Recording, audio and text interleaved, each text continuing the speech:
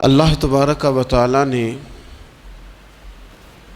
محبت کرنے کا جو حکم دیا ہے تو وہ اپنی ذات کے ساتھ محبت کرنے کا حکم دیا ہے، اپنے محبوب علیہ السلام کے ساتھ محبت کرنے کا حکم دیا ہے۔ نبی پاک علیہ السلام کی ساری نسبتیں صحابہ، اہل بیت، حضور کی امت کے اولیاء، علماء، نبی پاک کی امت کے مساکین اور حضور علیہ السلام کی ساری امت، جتنے بھی راسخ العقیدہ مسلمان ہیں، ان سب کے ساتھ محبت کا حکم ہے۔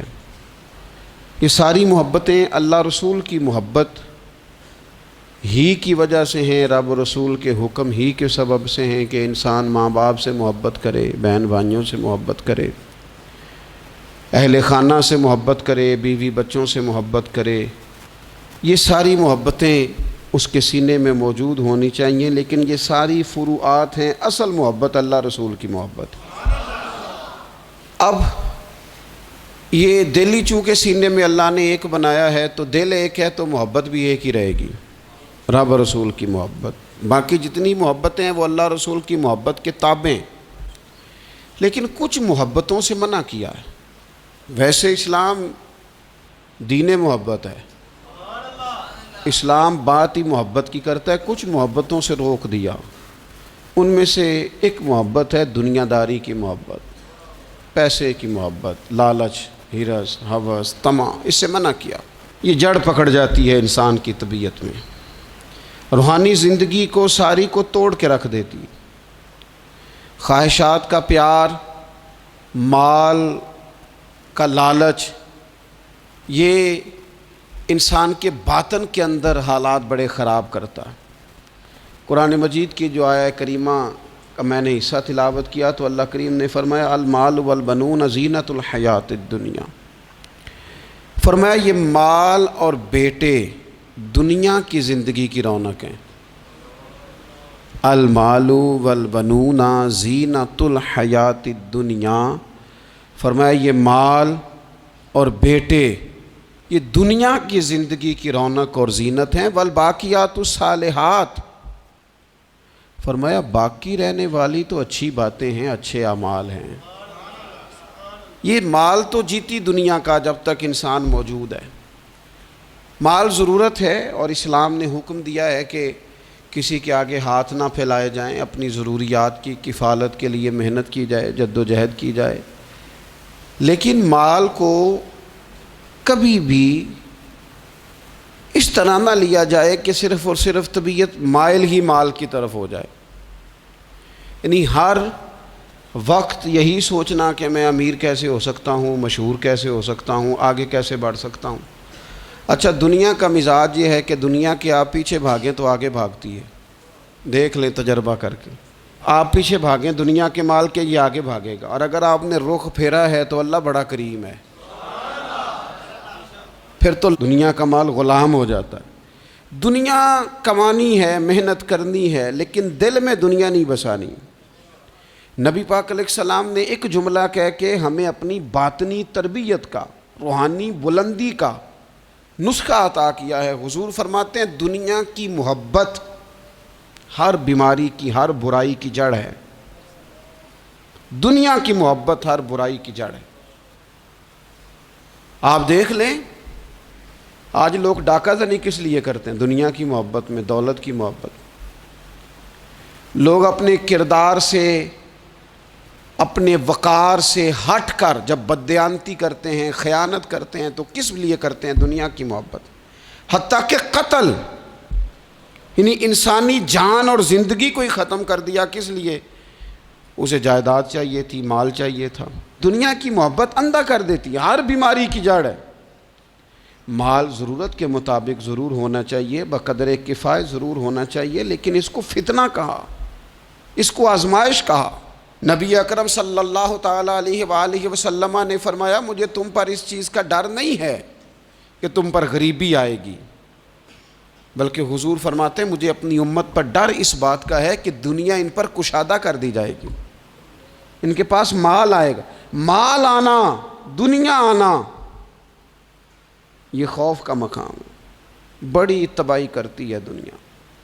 مال جہاں جہاں آیا ہے فتنہ بھی آیا ہے، اختلاف بھی آیا ہے، حسد بھی آیا ہے، اور بہت سارے مالداروں کے پاس تکبر بھی آیا ہے، اللہ ماشاءاللہ، غرور بھی آیا ہے، انا نے بھی جنم، یہ سارے فتنے مال کی وجہ سے۔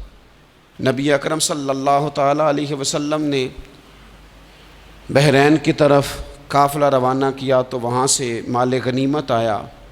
کچھ لوگ ایسے تھے جو گئے نہیں فجر کی نماز پڑھ کے، اس لیے بیٹھے رہے کہ آج مال تقسیم ہوگا۔ تو حضور فرمانے لگے تمہیں پتہ چل گیا ہوگا کہ بحرین سے مال آیا ہے؟ حضور ہمیں پتہ چل گیا تھا۔ تو محبوب فرمانے لگے تمہیں ایک بات بتاؤں، ہر امت کے لیے کوئی آزمائش، کوئی فتنہ ہوتا ہے، میری امت کا فتنہ مال ہے۔ میں بڑی مشکل بات کر رہا ہوں آپ سے، اس کو آپ نے آسان نہیں سمجھنا، یہ بڑی مشکل بات کر رہا ہوں۔ پیسوں کی محبت نہ ہو دل میں، پیسوں کی محبت نکال دیں۔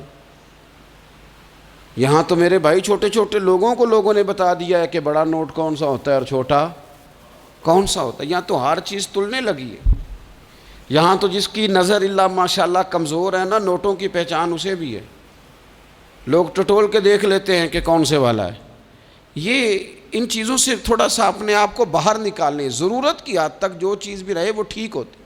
تو مال آزمائش ہے، یہ حضور علیہ الصلوۃ والسلام نے فرمایا۔ ذرا حدیث کا عنوان دیکھیے اور انداز دیکھیے حضور کی گفتگو کا۔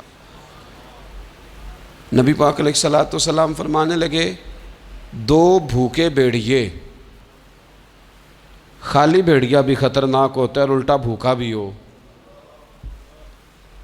فرمایا دو بھوکے بھیڑیے بکریوں کے ریوڑ میں چھوڑ دیے جائیں، اتنی تباہی نہیں کرتے جتنی مال کی اور شہرت کی محبت آدمی کے دل میں تباہی کرتی ہے۔ باطن اجاڑ دیتی ہے، ساری فصل تباہ ہو گئی، مسلی گئی، اندر سے ٹوٹ گیا، باطن سارا بگڑ گیا۔ کس بنیاد پر؟ شہرت چاہیے، کسی طریقے مشہور ہو جاؤں، کسی طریقے مال آ جائے، یہ دو چیزیں لے گئی انسانوں۔ اللہ کی بارگاہ سے اگر قبولیت نصیب ہو جائے نا تو پھر کئی دفعہ مقبولیت بھی نصیب ہو جاتی ہے، لیکن اگر قبولیت ہی نہیں ہے تو مقبولیت کیسے ہوگی؟ تو جو اصل کرنے کا کام تھا وہ لوگ نہیں کرتے۔ تو دنیا کی محبت کا غلبہ نہیں کبھی بھی ہونے دینا۔ مال، حضرت مجدد الفسانی رحمۃ اللہ علیہ فرمایا کرتے تھے کہ کشتی دریا میں رہے تو تیرتی ہے، کشتی پانی میں رہے تو تیرتی ہے، لیکن پانی اگر کبھی کشتی میں آ جائے نا پھر وہ ڈوب جاتی ہے۔ فرماتے تھے بندہ دنیا کے اندر رہے تو گزارا ہو جاتا ہے، لیکن اگر کبھی دنیا دل میں آ جائے نا لے ڈوبتی ہے۔ مال کی محبت نہ پیدا کریں۔ اور یارو، ان لوگوں کے جیبوں میں زیادہ پیسے آ جاتے ہیں نا، ان کے تو ذات سے لوگوں کا تعلق ہی نہیں رہتا، ان کی جیب سے تعلق ہو جاتا ہے۔ پھر تو ان کے جتنے تعلق واسطے ہوتے ہیں وہ جیب کے ہوتے ہیں، پھر تو وہ ذات کی محبت ہی چلی جاتی ہے۔ اس لیے پیسہ ضرورت ضرور ہے، لیکن دنیا کو کبھی بھی دل میں جگہ، اس کو دل میں، دنیا اگر بڑی زیادہ قیمتی ہوتی نا